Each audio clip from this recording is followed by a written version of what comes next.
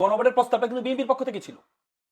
গণভোটের প্রস্তাবটা সে প্রস্তাবের ভিত্তিতে কখন হবে এটা নিয়ে প্রশ্ন আসছে। এটা কি আওয়ামী লীগ এই কিংবা নির্বাচনের দিন হবে নাকি আগে হবে নাকি পরে? বিএনপির পক্ষ থেকে সালাউদ্দিন সাহেব নিজে বলেছেন তখন। বিএনপি কিন্তু তার এমবার্গো কিন্তু বলে দিল প্রধান উপদেষ্টাকে যে আমরা এইটাই সিগনেচার করি নাই, তো এটা নিয়ে আবার ক্যাচাল হবে, এটা কিন্তু বলে দিল। তারপরে যখন এটাই থাকলো বলবৎ, তখন বিএনপি কি করলো? বিএনপি বলল যে বিএনপি ভোট, এই ভোটের পক্ষে হা ভোট দেওয়ার কথা, না ভোট দেওয়ার কথা কিছুই বলে না। তখন সমান ওই পক্ষ থেকে আসা শুরু করলো বিএনপি না ভোটের পক্ষে কাজ করছে। সংবিধান তো ওই কথা বলে না, সংবিধানের বাইরে যাওয়ার আমাদের কোনো উপায় নেই, কারোরই কোনো উপায়। এটা কি নির্বাচন আগে বুঝে নেই? আমরা বিএনপি অনেকবার বলেছে যে এই গণভোট কোনোভাবেই সম্ভব না, ঠিক না। আপনি হচ্ছে ওই বললাম না চেরি পিকিং এর মতো, আপনার সংবিধান চান আমাদের লবণের মতো, যা যতটুকু প্রয়োজন সে ততটুকু ব্যবহার। গণভোট বিএনপি বললো যে যদি হয় তাহলে একদিনই হতে হবে। কেন হতে হবে? যে একটা তো আমি জানতেই আছি এটা কোনো আমার আইনের মধ্যেই নাই, সংবিধানেই নাই এখন গণভোট। এই গণভোট দিতে যাওয়ার আগে আরেকটা গণভোট দেওয়া দরকার, যে গণভোটটা হবে কি হবে না। সংবিধান দেখিয়ে তত্ত্বাবধায়ক সরকার বাতিল করা হয়েছে, সংবিধান দেখিয়ে সবকিছু করা হয়েছে। আপনি যে সেম সংবিধান বাংলাদেশের মানুষকে আবার দেখান, বাংলাদেশের মানুষ এখন আর, বাংলাদেশের তরুণ সমাজ গণঅভ্যুত্থান শিখে গেছে। আপনি জোর করে বললে তো হলো না, আপনি জোর করে শপথ নিলে তো হলো না। ব্যারিস্টার তানিয়া আমির কি বলছে? আমি যদি একজন লয়ার হিসেবে বলি, ব্যারিস্টার তানিয়া আমির বলছে যে একদিনে দুইটা শপথ নিতে পারে না। তাহলে তো এই বিরোধী দল তো শপথ দুইটা নিয়েছে, তাহলে তো ওনাদের সংসদ শপথ বাতিল। যদি সংসদের বাতিল হয় তাহলে তাদেরকে আপনি ডেপুটি স্পিকার বানাবেন কিভাবে? দর্শক, বিরতির পর চ্যানেল সংলাপ অনুষ্ঠানে আবারও আমন্ত্রণ। আশা করি আপনারা আমাদের সঙ্গে থাকবেন। বিরতি বোঝাতে চাই আল মামুন রাসেলের কাছে। আল মামুন রাসেল, জামাত নিয়ে, জামাতের স্ট্যান্ড নিয়ে বিভিন্ন ধরনের কথাবার্তা হয়, তারা এক জায়গায় স্ট্যান্ড হয়ে দাঁড়াতে পারে না।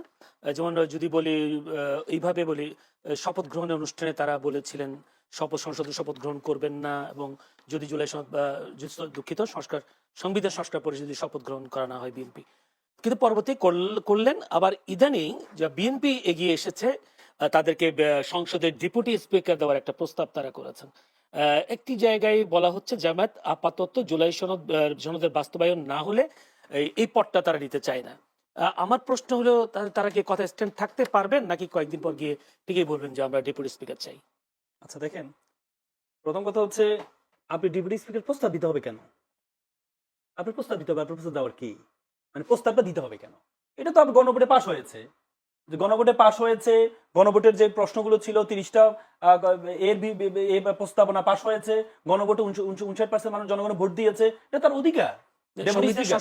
শপথ না নেওয়া, এটা তো আপনি না করলে এটা আপনার বিষয়, আপনি এটা দেওয়ার কে, মানে এটা তো তার অধিকার। আপনি দিচ্ছেন কেন, এটা তো আপনার দেওয়ার বিষয় না। আমি টাকা পাই 100 টাকা, ওদিকে টাকা পাই 100 টাকা, আপনি আমাকে 20 টাকা দিয়ে ধর নেই কেন নি? আপনি তো আমি তো টাকা পাই, আমি তো আপনাকে, আপনি তো ঋণগ্রস্ত, আপনাকে প্রস্তাব দিতে হবে কেন? আপনি জনগণের 50% ভোট পেয়ে আপনি জনগণের দেশের প্রধান হয়েছেন, দেশ চালাচ্ছেন, কিন্তু 59% মানুষ তো ভোট দিয়েছে, দেশটা কিভাবে চলবে? দেশের বিরোধী দল ডেপুটি স্পিকার পাবে, এটা জনগণ ভোট দিয়ে বলেছে। আপনি যে সেটি শপথ গ্রহণ করলেন না, সে অধিকার দিতে চাচ্ছেন না, অধিকার না দিয়ে 100 টাকা না দিয়ে আপনি 20 টাকা দেওয়ার জন্য আপনি বললেন যে এটা নাও, কেন প্রস্তাবটা আপনি দিতে হবে কেন? বিএনপি স্ট্যান্ড নিতে পারে কিনা? তারা বলছে গণভোটের চেয়ে আমাদেরকে জনগণ আমাদের 31 দফার উপর ভিত্তি করে আমাদেরকে ভোট দিয়েছে। যদি এটা সেই দফার উপর, যদি এটা হয়, আপনি আমাকে বলেন, কমন সেন্সটা একটু অ্যাপ্লাই করেন। আপনি নির্বাচনের আগে ইশতেহার দিয়েছেন, শুধু ইশতেহারের উপর তো আপনাকে জনগণ ভোট দেয় নাই। আপনি নির্বাচনের আগে বলেছেন গণভোটে হ্যাঁ ক্যাম্পেইন করেছেন, গণভোটে হ্যাঁ দেওয়ার জন্য বলেছেন। আপনি নিজেই বলেছেন গণভোটের প্রস্তাবটা কিন্তু বিএনপির পক্ষ থেকে ছিল, গণভোটের প্রস্তাবটা। সে প্রস্তাবের ভিত্তিতে কখন হবে এটা নিয়ে প্রশ্ন আসছে। এটা কি আওয়ামী লীগ এই কিংবা নির্বাচনের দিন হবে নাকি আগে হবে নাকি পরে? বিএনপির পক্ষ থেকে সালাউদ্দিন সাহেব নিজে বলেছেন তখন যে এটা গণভোট গণভোট সালাউদ্দিন সাহেব বলে নাই, রাজিও ছিল না। পরে যখন জবরদস্তি করা হয়েছে তখন গণভোট ছাড়া রাজি হয়েছে। দেখেন, এখানে প্রথমে প্রস্তাব আসছে হচ্ছে সংবিধানকে স্থগিত করে একটা আদেশ জারি করার জন্য, কারণ সংবিধান থাকা অবস্থায় রাষ্ট্রপতি আদেশ দিতে পারে, অধ্যাদেশ দিতে পারে, 93 আলোকে দিতে পারে না। তখন বলা হয়েছিল তাহলে সংবিধানটাকে স্থগিত রাখতে হবে, কারণ এর আগে 77-এ যে গণভোটটা আয়োজন করেছেন জিয়াউর রহমান সাহেব, তখন কিন্তু সংবিধানকে স্থগিত করা হয়েছিল, কারণ গণভোটটা সংবিধানে ছিল না। তখন প্রস্তাব আসছিল যে তাহলে এটা সংবিধানটাকে স্থগিত করা হোক। বিএনপি বলে না, সংবিধান যদি স্থগিত করে রাষ্ট্রপতি যদি বাদ দেয় তাহলে কি সাংবিধানিক শূন্যতা তৈরি হবে, করা যাবে না। বিএনপি যখন করা যাবে না বলেছে, তখন আবার ওনারা বলেছে তাহলে ঠিক আছে, তাহলে এটা কিভাবে হবে? কারণ আমাদের কনস্টিটিউশন 142 দিয়ে 2/3 মেজরিটি আপনি সংবিধান পরিবর্তন করতে পারবেন, কিন্তু সংবিধানের কিছু বেসিক স্ট্রাকচার আছে যেটা আপনি 142 দিয়ে পরিবর্তন করতে পারবেন না। সেটা আমাদের সাথের খতে বলা আছে, আমাদের সংবিধানের সাথে খতে বলা আছে 142 দিয়ে সংবিধানের বেসিক স্ট্রাকচার আপনি পরিবর্তন করতে পারবেন না। যেমন আমাদের বেসিক এবং কি বলেছে, এই সংবিধানের প্রথম পার্ট এবং দ্বিতীয় পার্ট আপনি পরিবর্তন প্রথম পার্টের 4 কতে বলা আছে শেখ মুজিব জাতির পিতা প্রতিকৃত সব জায়গায় ঝুলাইতে হবে, শেখ মুজিবের ছবি সব জায়গায় ঝুলাইতে হবে। আপনি যদি সেটা পরিবর্তন করতে চান 2/3 মেজরিটিতে আপনি পরিবর্তন করতে পারবেন না। আপনাকে পরিবর্তন করতে হবে হচ্ছে কনস্টিটিউটিভ অ্যাসেম্বলি লাগবে, কারণ সেখানে 7 খতে বলা আছে আপনি এটা 142 দিয়ে পরিবর্তন করতে পারবেন না, আপনাকে গণপরিষদ লাগবে। তো তখনই প্রশ্ন আসে তাহলে গণপরিষদ হলে তাহলে কিভাবে এই জিনিসগুলো, তাহলে তখন প্রস্তাব আসে তাহলে গণভোটের মাধ্যমে হোক। জনগণ যদি মনে করে জনগণ যদি গণভোটে হাঁ দেয় তাহলে আমরা এটা মেনে নিব। এটা তো আপনি জনগণকে সংশোধিত। খুশি করার জন্য বললেন, আপনি তো হাঁ ক্যাম্পেইন করলেন। আপনি যদি হাঁ ক্যাম্পেইন না করতেন তখন থেকে বলতেন তারেক রহমান সাহেব প্রধানমন্ত্রী বর্তমানে, উনি যদি বলতেন আমরা হাঁ মানি না, আমরা গণভোট মানি না, যারা ভোট দেওয়ার দেয়। আমি মনে করি 59% যে ভোট পেয়েছে তার মধ্যে অর্ধেকের বেশি ভোট হচ্ছে বিএনপির ভোট, যারা হাঁ ভোট দিয়েছে। তার মানে জনগণ আপনাকে তো হাঁ দেখে ভোট দিয়েছে। তো সুতরাং আপনি জনগণ একটা মানবেন, এটাকে চেরি পিকিং এর মতো। আমার ইংরেজিতে একটা কথা আছে চেরি পিকিং, মানে আপনার যে জিনিসটা ভালো লাগবে আপনি সেটা নিবেন, আর যে জিনিসটা ভালো লাগবে না সেটা নিবেন না। আপনার জিনিসটা ভালো লেগেছে যতটুকু, এই সরকার যে সরকারকে বলি আমরা বলি যে সাংবিধানিক সরকার না, অনেকে বলে, এবং এই সরকার 2টা নির্বাচন আয়োজন করেছে।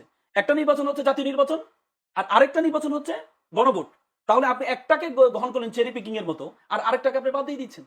আপনি তো মাত্র 50% জনগণের পেয়েছেন, ওই হিসেবে কিন্তু আপনি তো 59% বিএনপির জনগণের প্রশ্ন পারেন না। এই জায়গায়, সংসদ যেহেতু সার্বভৌম, সেক্ষেত্রে তারা বলছে সংসদে গিয়ে এই জিনিসটা পাস হোক। সংসদে আপনি কি পাস করবেন? এই যে আপনি যদি সংসদে গণভোটের গিয়ে বিষয়টা। কি পাস করবেন? আপনার তো অর্ডার আছে, আপনাকে যখন শপথ দেওয়া হয়েছে তখন 2টা চিঠি দেওয়া হয়েছে, একটা হচ্ছে গণপরিষদের চিঠি আর আরেকটা হচ্ছে আপনাকে এর চিঠি, 2টা চিঠি দেওয়া হয়েছে। আপনি তো একটি গ্রহণ করলেন না।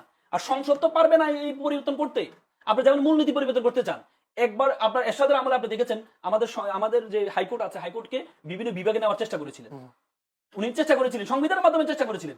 তখন অ্যাপ্লাই ডিভিশন আদেশ দিয়েছে যে আমাদের দেশ যেহেতু হচ্ছে আপনার প্রাদেশিক দেশ না, তো সুতরাং এটা সংবিধানের বেসিক স্ট্রাকচারের বিপরীত।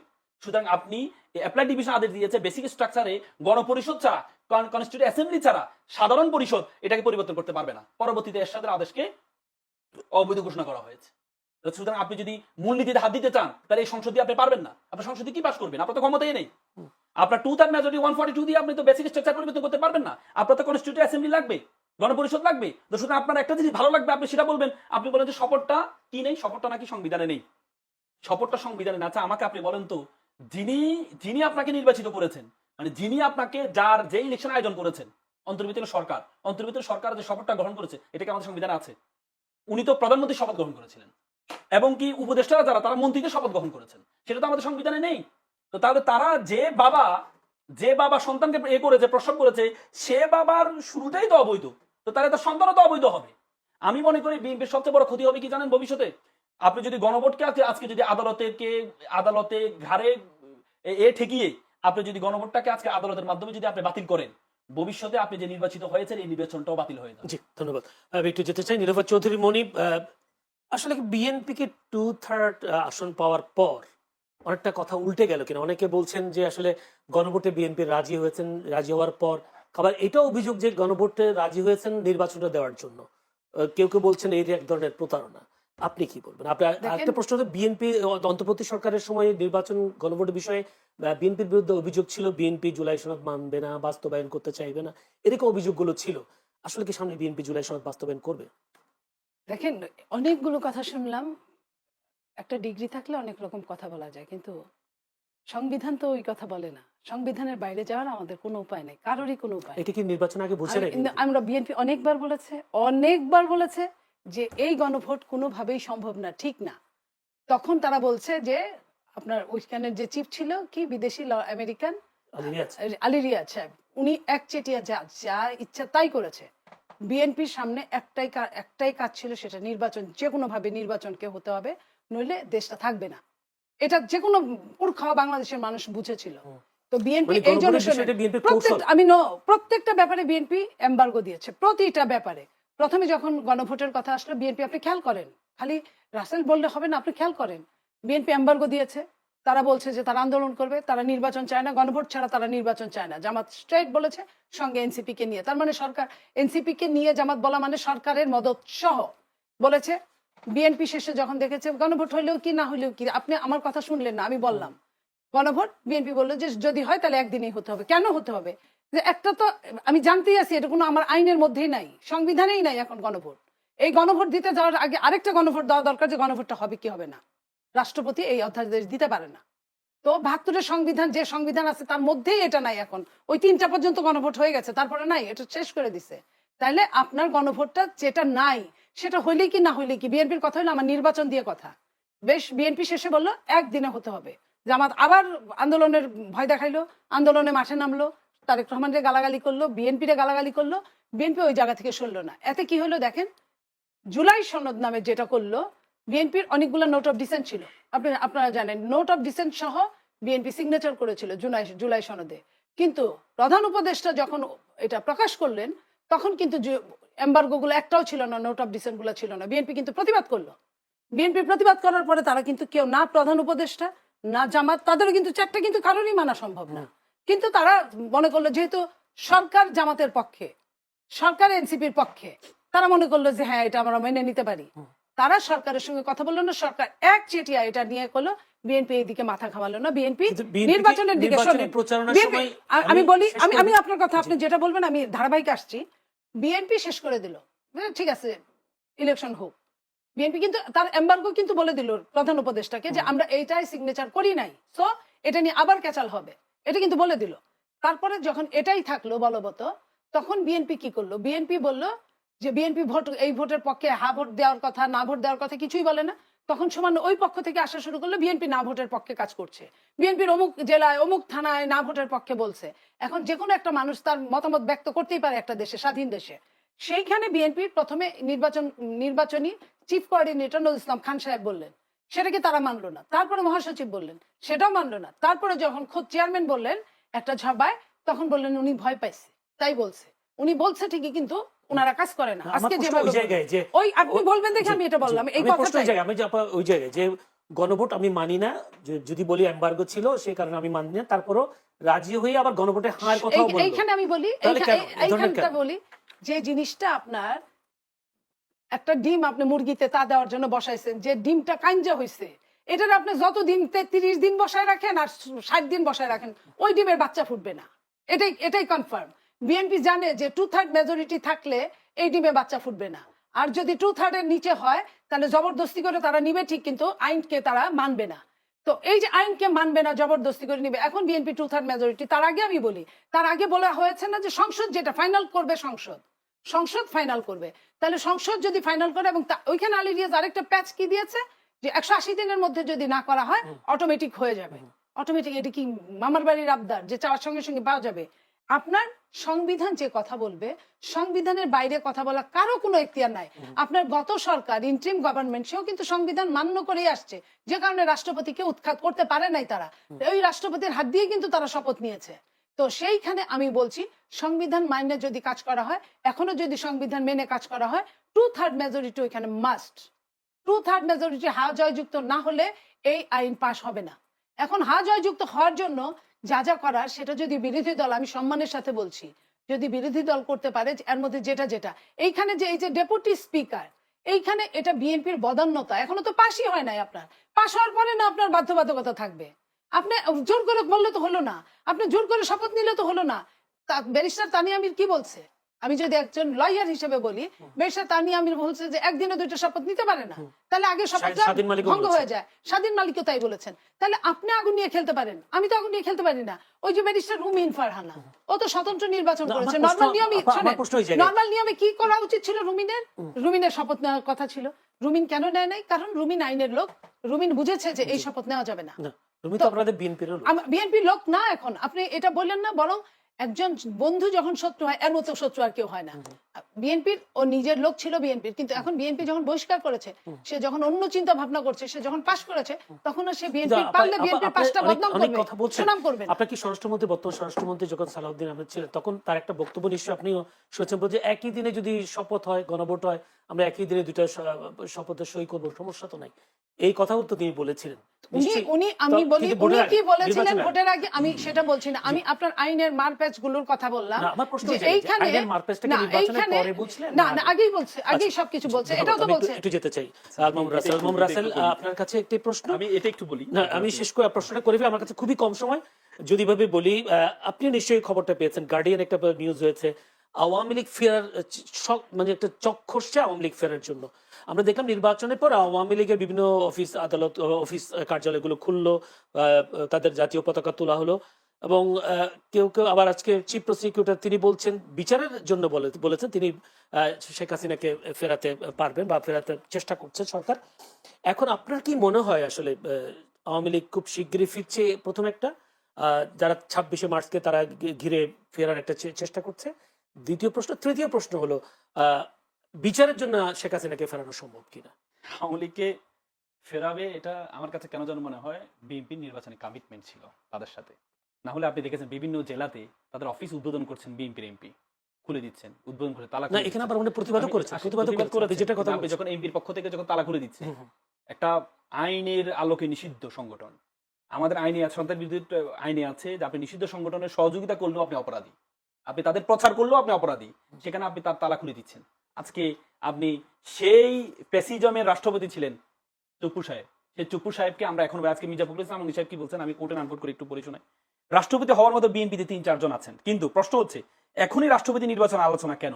সংবিধান অনুযায়ী বর্তমান রাষ্ট্রপতির মেয়াদ তো শেষ হয়নি, মানে কি এ রাষ্ট্রপতি কমিটমেন্ট, এই সেই নির্বাচনে কমিটমেন্ট যা আপনাকে রাখবো, রাষ্ট্রপতি আপনিও থাকবেন আর আপনাদের দলকে আমরা সহজ করে দিব। উনি তো নিজে বলেছেন, রাষ্ট্রপতি নিজে বলেছেন আমি ছাত্রলীগের নেতা ছিলাম, এই রাষ্ট্রপতি নিজে বলে শেখ হাসিনার দুলা যদি আমার মাথায় না পড়ে তাহলে তো আমি সফলে না, বলেছেন যে শেখে সংবিধান অনুযায়ী এখনো মেয়াদ ওনার শেষ হয়নি, সংবিধান অনুযায়ী শেখ হাসিনার মেয়াদ শেষ হয়েছে।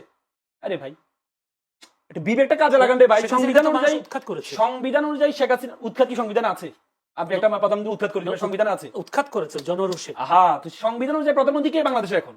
শেখ হাসিনা 29 সাল পর্যন্ত। সংবিধান অনুযায়ী ওনারা বারবার বলেন যে সংবিধানের দোহাই, সংবিধান অনুযায়ী তো 26 সালে ইলেকশন হওয়ার সুযোগ নেই, সংবিধানে তো ইলেকশন হইতো 29 সালে। প্রত্যেক শুনেন 17-18 বছর শেখ হাসিনা যে ক্ষমতা ছিল জোর করে সংবিধান দেখিয়ে ক্ষমতা ছিল, সংবিধান দেখিয়ে তত্ত্বাবধায়ক সরকার বাতিল করা হয়েছে, সংবিধান দেখিয়ে সবকিছু করা হয়েছে। আপনি যে সেম সংবিধান বাংলাদেশের মানুষকে আবার দেখান, বাংলাদেশের মানুষ এখন আর বাংলাদেশের তরুণ সমাজ গণঅভ্যুত্থান শিখে গেছে, কিভাবে আন্দোলন করতে হয় শিখে গেছে। আপনি এদেরকে আর সংবিধান দেখেন না। শেখ হাসিনা 17-18 বছর সংবিধান দেখেছে। আপনি বলেছেন যে একটা শপথ নিলে আরেকটা শপথ বাতিল হয়ে যাবে, বলেছেন তো, এটা কোথায় আছে? এটা কোথায় আছে? সংবিধানে আছে একটা শপথ নিলে আরেকটা শপথ বাতিল হবে? এবার বলেন, যদি একটা শপথ নিলে শাহদিন মালিক তারা কি সংবিধান, তারা কি সংবিধান, তারা কি আইন, কিন্তু তারা কি আইন নাকি তারা সংবিধান? তারা কি শেখ হাসিনাকে বৈধ করার জন্য তো এই সংবিধান বিশেষজ্ঞ হাজার হাজার ছিল বাংলাদেশে। শেখ হাসিনাকে বৈধ করার জন্য তো হাজার হাজার সংবিধান বিশেষজ্ঞ ছিল, সবসময় কি বলে ফতুয়া দিত, সংবিধান ফতুয়া দিত। আপনি বুঝেন? আচ্ছা এবার আমাকে বলেন, এবার যুক্তিতে আসি, যদি একটা শপথ নিলে আরেকটা শপথ বাতিল হয়ে যায়, তাহলে তো এই যে বিরোধী দল তো শপথ দুইটা নিয়েছে, তাহলে তো ওনাদের সংসদের শপথ বাতিল। যদি সংসদের বাতিল হয় তাহলে তাদেরকে আপনি ডেপুটি স্পিকার বানাবেন কিভাবে? যুক্তি দেন। আপনি বললেন একটা শপথ নিলে আরেকটা শপথ বাতিল, তাহলে তো বিরোধী দল শপথ নিয়েছে, দুইটা শপথ নিয়েছে, তার মানে তাদের সংসদ সদস্য শপথ বাতিল। বিএনপি তো বলে নাই। আহা, আপনি বললেন তো একটা নিলে আরেকটা বাতিল, যদি একটা নিলে আরেকটা বাতিল হয় তাহলে তারা তো সংসদ সদস্য শপথ বাতিল হবে, তো তাদেরকে তো আপনি ডেপুটি স্পিকারের প্রস্তাব দিচ্ছেন, তাদেরকে আপনি বিরোধী দলের নেতা বানাইলেন, তাহলে হলো কি? এটার তো কারণ আছে, হলো কি? এটার তো কারণ আছে। আপনি হচ্ছে ওই বললাম না চেরি পিকিং এর মতো, আপনার সংবিধানে সংবিধান চান আমাদের লবণের মতো, যা যতটুকু প্রয়োজন সে ততটুকু ব্যবহার। না, আপনি কি এটা মনে করেন এটা বলি যদি আওয়ামী লীগের রাষ্ট্রপতি, বিএনপি সরকার এবং ডেপুটি স্পিকার জামায়াতের একটা সম্মিলিত সরকার হচ্ছে, জাতীয় সরকার, জাতীয় সরকার তারেক রহমান যেটা বলেছেন, জাতীয় সরকার আপনি শুধু রাষ্ট্রপতি বানাই দিতে হবে না, আপনি যেমন হচ্ছে আপনি প্রধানমন্ত্রী বানান, আমাদের ভবিষ্যৎ ভালো, আপনি প্রধানমন্ত্রী বানান, প্রধানমন্ত্রী ম্যান পাওয়ার আছে, বিরোধী দল নেতা বানেন তার ম্যান পাওয়ার আছে, তো রাষ্ট্রপতি ম্যান পাওয়ার কই? তো তাদেরকে নিয়ে আসেন, রাষ্ট্রপতি ম্যান পাওয়ারও লাগবে তো। আপনি তিনটা না, আপনি জাতীয় সরকার করবেন 3 ধাপ, রাষ্ট্রপতি 1 ধাপ, প্রধানমন্ত্রী 1 ধাপ, বিরোধী 1 ধাপ, তো তাদের ম্যান পাওয়ার চেইন কই? তার মানে আওয়ামী লীগের চেইনটাকে নিয়ে আসেন, তাহলে তো সুযোগ করে দেন। আইনের মাধ্যমে তো আপনি করেছে, আপনার তো আইন তো আপনার হাতে সুযোগ আছে। আপনি যে দেখেছেন রিট করেছে, 2টা রিট হয়েছে, এই গণভোট বাতিল এবং সংস্কার আদেশটা বাতিল করেছে, সেই রিটটা শুনানি করেছে কে জানেন? সেই রুটটা শুনানি করেছেন গাজী সজল সাহেব, উনি হচ্ছে নির্বাহী সদস্য বিএনপির সদস্য, কি বলে জাতীয় কেন্দ্রীয় কমিটির সদস্য। তারপরে তৌহিদ সাহেব, উনি হচ্ছে বিএনপির যে জাতীয় দলের আইনজীবী ফোরাম, সেই আইনজীবী ফোরামের যুগ্ম মহাসচিব, উনি শুনানি করেছেন। ভাই আমরা তো এর আগে আদালতের মাধ্যমে অনেক কিছু দেখেছি, শেখ হাসিনা তো আদালতের মাধ্যমে সবকিছু করতে চাইছিল। আপনি আদালতের মাধ্যমে যখন করতে যাইবেন তখন এটা জনগণের বিপরীতে চলে যাবেন। আপনাদেরকে আমাদের ইতিহাসের সবচেয়ে বড় শিক্ষা হচ্ছে কি জানেন? ইতিহাস থেকে শিক্ষা নেয় না। আমরা যখন ক্ষমতা থাকি আমরা মনে করি আমার সব ঠিক, কিং কান ডো রং, কোনো ভুল করে নাকি? কিন্তু এটা বুঝতে হবে, জনগণের পালস বুঝতে হবে। যদি জনগণের পালস না বুঝেন তাহলে কিন্তু আপনার জন্য আমরা সমালোচনা কেন করছি? যাতে আপনি ঠিক পথে থাকেন। আমরা চাই আপনি ক্ষমতা কন্টিনিউ করুন, আমরা চাই তারেক রহমান সাহেব এমন একটা ব্যক্তি যে ব্যক্তি যে এমন একটা পরিবারকে ওন করে, ছোট করে বলতে যে হবে। পরিবারের প্রধান ছিল রাষ্ট্রপতি, বাবা মা দুজনে প্রধানমন্ত্রী ছিলেন, রাষ্ট্রপতি ছিলেন, একজন রাষ্ট্রপতি, বাবা রাষ্ট্রপতি ছিলেন, মা প্রধানমন্ত্রী ছিলেন, এমন ব্যক্তি কিন্তু বাংলাদেশে আর কেউ নেই। আমি চাই উনি কন্টিনিউ করুক, আমরা চাই, কিন্তু ব্যাপারটা হচ্ছে আপনি এই জায়গাগুলো যদি ঠিক না করেন তাহলে তো আপনার জন্য আপনার কবরের গর্ত মানে খোঁড়া আপনি নিজে খুঁড়বেন। ধন্যবাদ।